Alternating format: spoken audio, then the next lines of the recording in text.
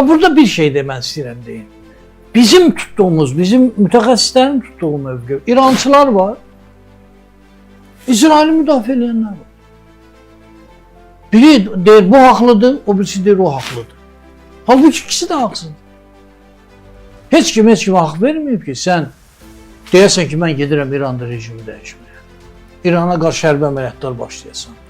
Məni qane eləmir deyəsən nəsə. Rejimi dəyişmək xalqın işidir.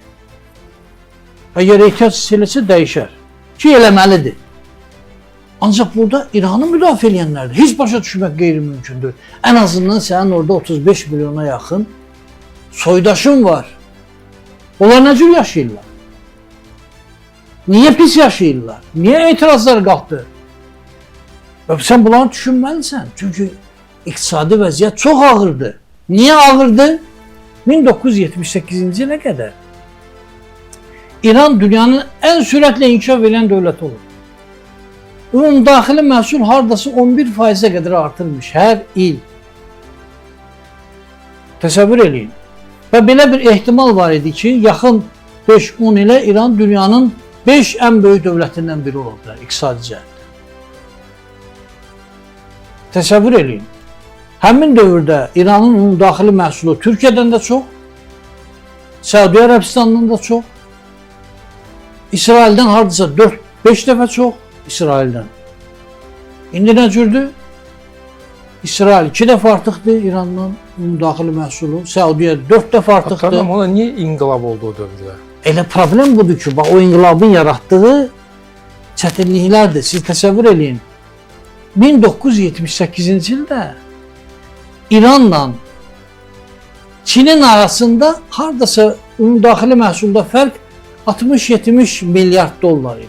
60-70 milyard. İndi Çinin onun daxili məhsulu 20 trilyondan artıqdır. İranınki 356 milyard. Yəni hardasa 20 trilyon fərq var bu iki dövlətin bunun daxili məhsulu arasında. Yəni bu sənin soydaşlarının nə qədər ağır vəziyyətdə yaşadığını göstərir. Hamı inkişaf edir İrandan başqa. İran inkişaf eləmir axı. İndi orada ola bilsin ki, kimlərsə yaxşı yaşayır və sən bu hadisələrə qiymət verəndə 35 milyonun taleyini düşünüb qiymət verməlisən. Yoxsa baxıram ki, indi İranı dövlət kimi müdafiə eləyək, ancaq bu rejimi siz nə cür müdafiə edə bilərsiniz?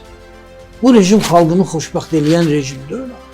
Xalqa xidmət eləyən rejimdir. Yaxud sübut eləməyə çalışırlar ki, İran güya Azərbaycana əlindən gələn köməyi göstərir. İran Azərbaycanın dostu. Dostu ola bilməz axı. İran Azərbaycana qorxu ilə yanaşır. Haqqı da var. Haqqı da var. Çünki Əbülfəz Elçibəy İran dağılacaq, İran parçalanacaq, İranın haqqında o proqnozları verəndə təbiidir ki, bu dövlətin başçısıdır. İran da ehtiyatla yanaşmağa başladı. Üstəlik nəzərə alsaq ki, orada 35 milyona yaxın deyirik soydaşımız var. Separatizm təhlükəsi həmişə olur. Həmişə olur. Ona görə də İran bir tərəfdən hətta müsəlman qardaşları kimi kömək eləmək istəsə də və eləsə də, o bir tərəfdən də işini ehtiyatlı tutur, çünki öz marağını düşünür. Öz marağını düşünür. Bu səbəbdən də İranın bizim düşündüyümüz kimi Azərbaycanın dostu olmağı qeyri-mümkündür. Bir dəfə dostu olur, bir dəfə yox. Bir dəfə bizə kömək eləyir, bir dəfə də Ermənistana kömək eləyir. İndi deyirlər ki, Ermənistana kömək eləməyib. Nə cür kömək eləməyib ki, ermənilərin rəsmi şəxsləri deyir ki, bizim üçün nəfəslik oldu İran. Reallıq belə idi. İran olmasa biz yaşaya bilməzdik deyir. İndi onlar açıb demirlər nə nəfəslik oldu. Ancaq sonuncu misal üçün İranla bizim aramızda narazılıqlar nədən yarandı? Qarabağ ermənilərinə yanacaq satırdılar. Azərbaycan da gömrük postunu qoydu. Bu maşınlardan başladı 150-200 dollar gömrük rüsumu almaq. O da onların xoşuna gəlmədi. Ancaq məlumdur ki, yanacaq satırdı Qarabağ erməniləri. Yaxud hərbi təlimlər keçirməyə başladılar. Bizə hədə-qorxu gəlməyə başladılar. 1000 balistik raket qaldıraraq qısa müddətə Azərbaycanı məhv eləyərək dedilər.